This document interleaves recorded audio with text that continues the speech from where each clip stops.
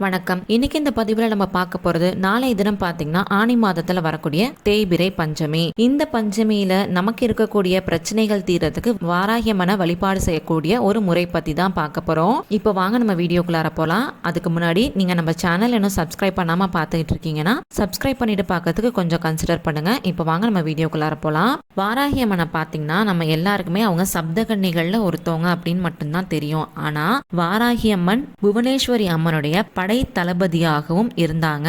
சப்தகன்னிகள்ல நம்ம யாரை வணங்கினாலும் சரி, அவங்கள நம்ம வணங்குறப்ப வாராகியம்மனுடைய அருளுமே நமக்கு சேர்த்து கிடைக்கும். அதே மாதிரி புவனேஸ்வரி அன்னைய நம்ம வழிபாடு செஞ்சோம் அப்படின்னா வாராகியம்மனுடைய அனுகிரகமும் நமக்கு பரிபூரணமா கிடைக்கும். இந்த வழிபாடு நம்ம செய்யறதுக்கு வெள்ளிக்கிழமை, செவ்வாய்க்கிழமை, வளர்பிறை பஞ்சமி இல்ல தேய்பிறை பஞ்சமியில கூட செய்யலாம். முதல்ல நீங்க ஆரம்பிக்கிறப்ப பஞ்சமி திதியில ஆரம்பிக்கிறது ரொம்ப சிறப்பு. உங்க வீட்டுல வாராகியோட படம் விக்கிரகம் வச்சு செய்யறது ரொம்ப நல்லது. ஒருவேளை உங்ககிட்ட இல்ல அப்படின்னா அகல் விளக்க ஏத்தி அதை நீங்க வாராகியம்மனா நினைச்சு வழிபாடு செய்யலாம். அதுலயுமே தவறு கிடையாது. வாராகி அன்னையோட இந்த வழிபாடை நீங்க துவங்குறப்ப வாராகியம்மனுடைய படத்தை வச்சு நீங்க செய்யறீங்க அப்படின்னா அந்த படத்தை கஸ்தூரி மஞ்சள் கலந்த தண்ணீரால சுத்தமா தொடச்சுக்கோங்க.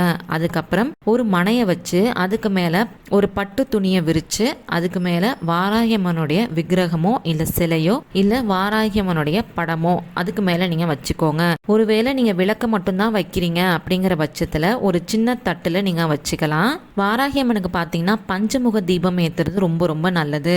என்ன நெய்வேத்தியமா வைக்கலாம் அப்படின்னு பாத்தீங்கன்னா கிழங்கு வகைகள் நெய்வேத்தியமா வைக்கலாம். திணையில செய்யப்பட்ட உணவுப் பொருட்களை நீங்க நெய்வேத்தியமா வைக்கலாம். அதுலயும் பாத்தீங்கன்னா வரகரசி பொங்கல் வைக்கிறது ரொம்ப ரொம்ப உகந்தது. வாராகியம்மனுக்கு பாத்தீங்கன்னா விரலி மஞ்சள் மாலை கட்டி போறது வழக்கம் தான். அது நம்ம எல்லாருக்குமே தெரியும். ஆனா இன்னும் விசேஷமானது பாத்தீங்கன்னா வரமஞ்சள் அப்படின்னு நாட்டு மருந்து கடைகள்ல கிடைக்கும். அதுல நீங்க மாலை கட்டி போட்டீங்க அப்படின்னா ரொம்ப ரொம்ப விசேஷமானது. இந்த வரமஞ்சளை கட்டையா வாங்கிக்கோங்க. அதை வாங்கிட்டு வந்து சுத்தம் செஞ்சுட்டு அந்த மஞ்சளுக்கு சந்தனத்தை குழைச்சு தடவிடுங்க. அடுத்தபடியா ஒற்றை எண்ணிக்கையில குங்குமத்தால பொட்டு வச்சுக்கணும். அதுக்கப்புறம் அந்த மஞ்சளை வாராகியம்மனுடைய படத்துக்கு முன்னாடி நீங்க வச்சிருங்க. அதுக்கப்புறம் நீங்க பூஜைக்கு தயார் செஞ்சு வச்சிருக்கக்கூடிய நெய்வேத்தியங்கள் எல்லாத்தையும் வச்சுட்டு உங்களுக்கு தெரிஞ்ச வாராகியம்மனுடைய மந்திரங்களை சொல்லி வழிபாடு செய்யுங்க. டிஸ்பிளேல கொடுத்திருக்கக்கூடிய இந்த மந்திரத்தை சொல்லி வழிபாடு செய்யலாம். அப்படி இல்லாட்டினா ஓம் வாராகி அன்னையே போற்றி அப்படிங்கிற இந்த மந்திரத்தை 108 முறை கூட சொல்லி வழிபாடு செய்யலாம். பூஜை முடிஞ்சதுக்கு அப்புறம் அந்த வரமஞ்சள் கட்டைய மஞ்சள் நிற துணியில வச்சு கட்டி அந்த துணிக்கு மஞ்சள் குங்குமம் பொட்டெல்லாம் வச்சு அதை அப்படியே உங்க பூஜை அறையில பத்திரமா வச்சுக்கோங்க.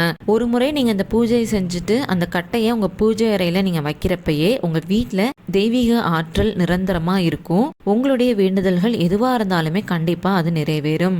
அது மட்டும் இல்லாம வாராகியம்மனுடைய பரிபூரணமான அருளுமே நமக்கு கிடைக்கும். எல்லாருமே இந்த பஞ்சமி திதியில வாராகியம்மனை இந்த முறையில வழிபாடு செஞ்சு நல்ல பலன்களை பெற பாருங்க. உங்களுக்கு இந்த பதிவு பயனுள்ளதா இருந்துச்சு அப்படின்னு நீங்க நினைச்சீங்கன்னா மறக்காம லைக் பண்ணி ஷேர் பண்ணி கமெண்ட் பண்ணுங்க. அது மட்டும் இல்லாம உங்களுக்கு ஆன்மீகம் சம்பந்தப்பட்ட வேற எந்த மாதிரியான பதிவுகள் வேணும் நீங்க நினைக்கிறீங்களோ நம்ம சேனலோட மெயில் ஐடியிலயோ இல்ல கீழே இருக்க கமெண்ட் பாக்ஸ்ல கூட எனக்கு தெரியப்படுத்துங்க. அந்த மாதிரி பதிவுகளை வரக்கூடிய நாட்கள்ல நான் தரேன். நன்றி, வணக்கம்.